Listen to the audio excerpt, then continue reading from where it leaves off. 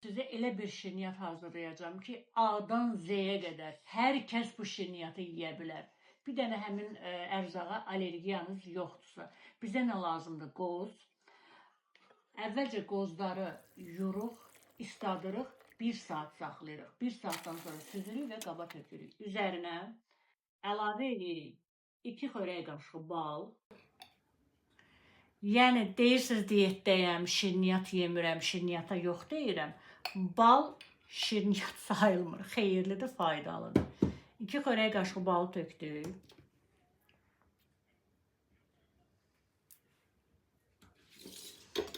Yedirdirik, qarışdırırıq qozları. Hər tərəfinə yayılsın, hər tərəfinə dağılsın. Hər tərəfinə yaydıq.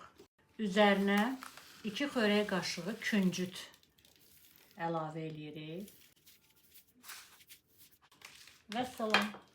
Bunları da qarışdırırıq. Və yağlanmış kağızın üzərinə səliqəli düzürük.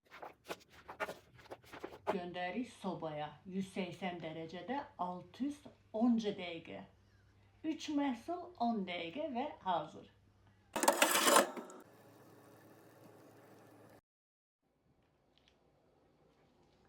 Bişdi.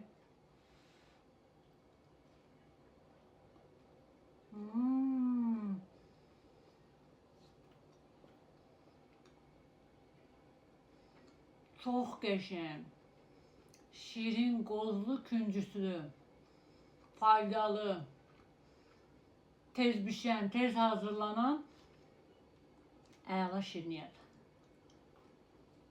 Əllərimə sağlıq.